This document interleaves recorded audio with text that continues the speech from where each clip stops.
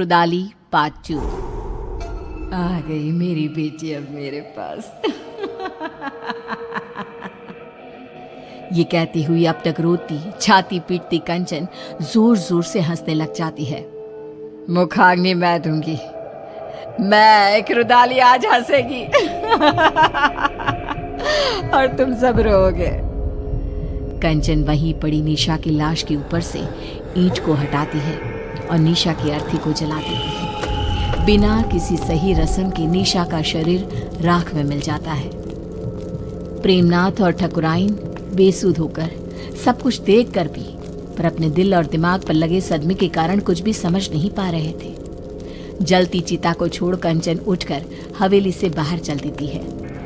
बाहर की ओर निकलती रुदाली फिर एक बार पलटती है और ठकुराइन को देखती हुई कहती है, चलती हो ठकुराइन, जल्दी ही लौटूंगी।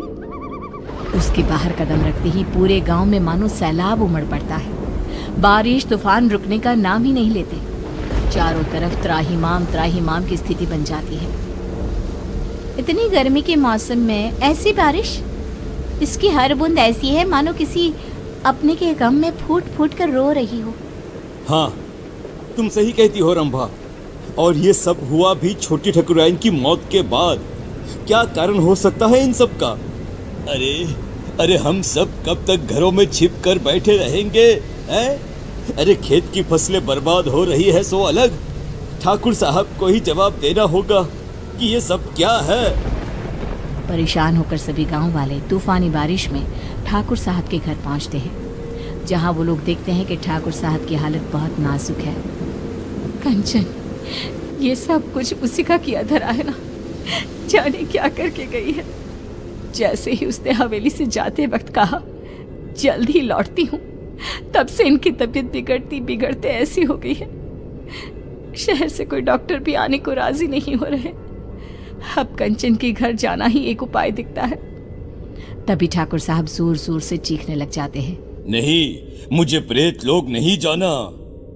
अरे ठकुराइन, देखना ये तेरी बेटी को क्या हो गया है। मुझे साथ ले जाएगी ऐसा कह रही है। ये क्या कह रहे हैं आप? यहाँ पर कोई नहीं है। अजी निशा क्यों ले जाएगी आपको? ऐसा कुछ नहीं होगा जी। अरे गट्टू, तू भी आ गया। देख रही हो ना ठकुराइन, तुम्हारी बगिया संभालने वाला गट्टू आज तेरी बगिया उजाड़ने आया है। ये तो बहुत बुरा संकेत है ठकुराइन। ठाकुर साहब को सब मरे हुए लोग दिख रहे हैं। अरे जिस दिन हमारी निशा मरी थी उसी रात गट्टू भी मरा था। मरे हुए पति को छोड़ फिर भी कंचन ठाकुर साहब की बेटी को रोने आ गई। अजीब सा नहीं लगा सुनकर? क्या वो रुदाली गट्टू की पत्नी है? ये सब क्यों हो रहा है? इसका जवाब बस वही दे पाएगी।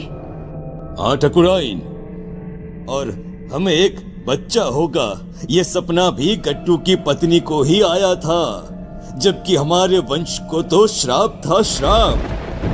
तेज बारिश में सभी भीगते भीगते रुदाली की कुटिया के बाहर पहुंचते हैं। तेज बारिश में बाहर औरतें काले कपड़े में अपने बालों को खोले अपने घुटनों पर बैठी जोर जोर से अपना सर घुमा रही थी। आएगा आएगा गया रे गया रे, आएगा आएगा गया रे, ऐसे कुछ अजीबोगरीब गाना गाती हुई जोर जोर से सर घुमाती वो औरतें बहुत डरावनी लग रही थी। हमें अंदर चलना चाहिए। सभी दरवाजा खटखटाते हैं पर कोई दरवाजा नहीं खोलता। तोड़ दो दरवाजा। हाँ, तोड़ दो दरवाजा। दरवाजा तोड़ दो। दरवाजा तोड़कर सभी अंदर आते हैं। सामने का दृश्य ऐसा भयावना कि कोई अपनी आंखों पर विश्वास नहीं कर पा रहा था। ये क्या? हे भगवान, ये कंचन कौन है? इसके घर से तो प्रेत लोग का रास्ता जाता है। कंचन उठकर आगे बढ़ती है और जाते हुए अंगारों को पार करती एक अजीब से चेहरे के राक्षस के पास पहुंचती है, जिसके हाथ में चाबुक था जिससे वो रूहों को सजा देता था। पूरा गांव आ गया है मालिक, अब सबकी बलि ले लो और निशा और मेरे पति को वापस उनके शरीर में भेज दो। दोनों के शरीर को संजो कर रखा है मैंने। ये निशा बिटिया का शरीर तो सबने जलते हुए देखा है, तो रुदाली के पास शरीर कैसे है? ये क्या राज है? रुदाली गट्टू और निशा के शरीर को सबके सामने रखती है और कहती है, निशा मेरी बेटी थी, मेरी इकलौती बच्ची, जिसे मेरे पति ने ठाकुर साहब को सौंप दिया था, क्योंकि आप कभी मां नहीं बन सकती थी। बोली ठकुराइन, सच है ना ये? आप लोगों के पैसे के आगे मेरी ममता का गला घोट दिया गया। जिस दिन गट्टू ने मुझे बताया कि मेरी बेटी आपके घर जाने वाली है, मैंने उसी दिन से प्रेत लोक को अपना घर बना लिया था। पर मैं तो मां बनी थी, मेरे शरीर में सभी लक्षण थे, यह कैसे हो सकता है? आपको एक दवाई दी जाती थी जिसके कारण आपका शरीर एक गर्भवती औरत की तरह बदलने लगा, और फिर मैंने आपके गर्भ में डाल दिया प्रेत का अंश, वो अंश जो मेरी बेटी को मुझे वापस पाने में मदद करता। पर तुम्हारे वंशहीन होने के श्राप ने उस गर्भ का नाश कर दिया।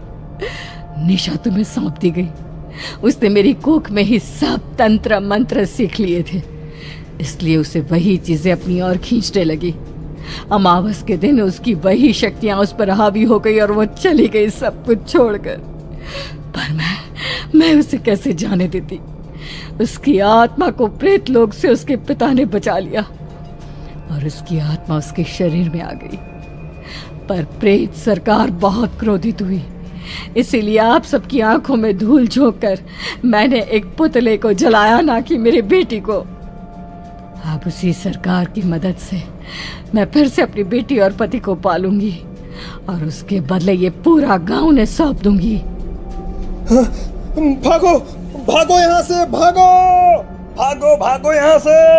हमें भी शरीर दिलवा देना कंचन, इन सब का शरीर तो है ही।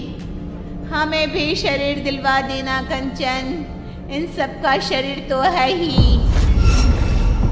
आज कितने ही साल बीत गए, गांव अब आत्मा और प्रेतों के नाम से जाना जाता है। इतने मुर्दों में रह गई है जिंदा तो बस कंचन।